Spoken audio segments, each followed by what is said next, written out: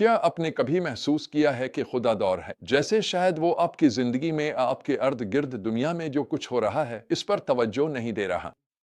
حزق 8 سے 11 میں ہمیں ایک طاقتور یاد دہانی ملتی ہے کہ خدا پاک ہے، وہ سب کچھ دیکھتا ہے اور وہ گناہ کو ہمیشہ برداشت نہیں کرے گا۔ لیکن یہاں ایک خوشخبری ہے، حتیٰ کہ اپنے انصاف میں بھی خدا ان لوگوں کو امید اور بحالی پیش کرتا ہے جو اس کی طرف واپس آتے ہیں۔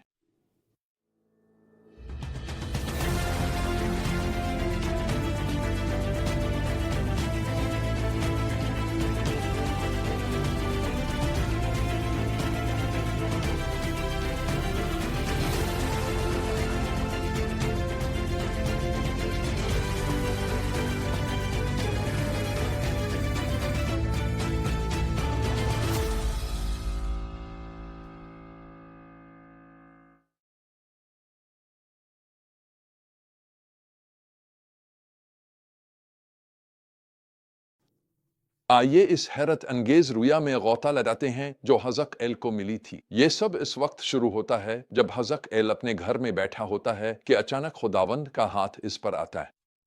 خدا اسے ایک رویا میں یروشلم لے جاتا ہے، سیدھا ہیکل کے اندر۔ لیکن جو کچھ حزق وہاں دیکھتا ہے وہ چونکا دینے والا ہے۔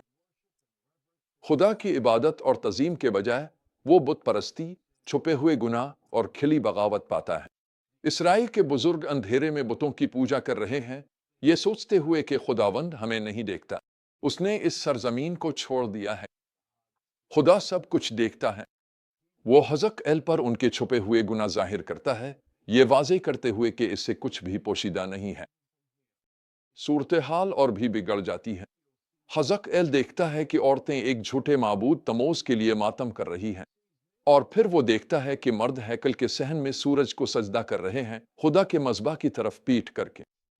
اسی جگہ جہاں خدا کی حضوری رہتی تھی، وہ مخلوق کی عبادت کر رہے تھے، خالق کی بجائے۔ یہ صرف چند لوگوں کی بات نہیں تھی، یہ بہت عام ہو چکا تھا۔ خدا کا جواب بالکل واضح ہے، میں ان سے غصے میں نمٹوں گا، میں ان پر رحم کی نظر نہیں ڈالوں گا اور نہ ہی انہیں بخشوہے گا، کیونکہ ان کا گناہ مسلسل تھا اور انہوں نے اس سرزمین کو ظلم و کیوں سے بھر دیا تھا۔ لیکن سزا کے باوجود ہم خدا کی رحمت بھی دیکھتے ہیں۔ حزق 9 میں خدا ایک شخص کو جو کتان کے کپڑے پہنے ہوئے تھا بھیجتا ہے تاکہ وہ ان لوگوں کے ماتھے پر نشان لگا دے جو یروشلم میں ہونے والے نفرت انگیز گناہوں پر غمگین ہیں۔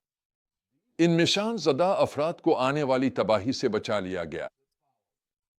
یہ ظاہر کرتا ہے کہ خدا کس طرح نیک اور بد میں فرق کرتا ہے اور ان لوگوں کی حفاظت کرتا ہے جو عام گناہ کے دور میں بھی اس کے وفادار رہتے ہیں۔ یروشلم کے رہنماؤں کو جھوٹی حفاظت کا احساس تھا۔ وہ کہتے تھے، یہ شہر ایک ہانڈی ہے اور ہم اس میں گوشت ہیں۔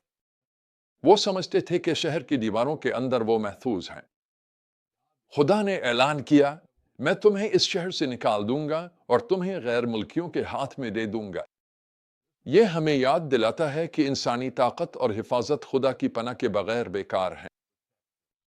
ہم اپنی نوکریوں، جمع پونجی، صحت اور صلاحیتوں پر بھروسہ کر سکتے ہیں، لیکن ان میں سے کوئی بھی ہمیں واقعی نہیں بچا سکتا۔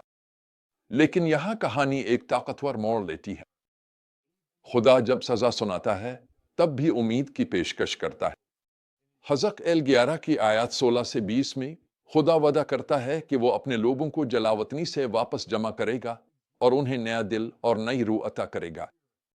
وہ فرماتا ہے، میں ان کے پتھریلے دل کو نکال دوں گا اور انہیں گوشت کا دل عطا کروں گا۔ یہ کلام مقدس کے سب سے خوبصورت وعدوں میں سے ایک ہے۔ خدا صرف گناہ کی سزا دینا نہیں چاہتا، وہ دلوں کو بدلنا چاہتا ہے۔ وہ ہمارے سخت، باغی دلوں کو نرم، فرما بردار اور اپنی طرف مائل بنانا چاہتا ہے۔ یہ وعدہ نئے عہد کی طرف اشارہ کرتا ہے، جب خدا اپنی پاک روح کو ہمارے اندر بھیجے گا اور ہمیں اندر سے بدل دے گا۔ تو ہم آج ان سچائیوں کو کیسے اپنی زندگی میں لا سکتے ہیں؟ سب سے پہلے ہمیں خدا کی پاکیزگی کو سنجیدگی سے لینا چاہیے۔ ہم ایک ایسے معاشرے میں رہتے ہیں جو اکثر گناہ کو معمولی سمجھتا ہے اور خدا کے معیار کو نظر انداز کرتا ہے۔ یہ عبارت ہمیں یاد دلاتی ہے کہ خدا پاک ہے اور گناہ کو برداشت نہیں کر سکتا۔ ہمیں اپنی زندگیوں کا جائزہ لینا چاہیے اور دیکھنا چاہیے کہ کہیں ہم نے کسی معاملے میں خدا سے منہ تو نہیں موڑ لیا۔ کوئی چھپے ہوئے گناہ ہیں جن کا ہمیں اقرار کرنا چاہیے۔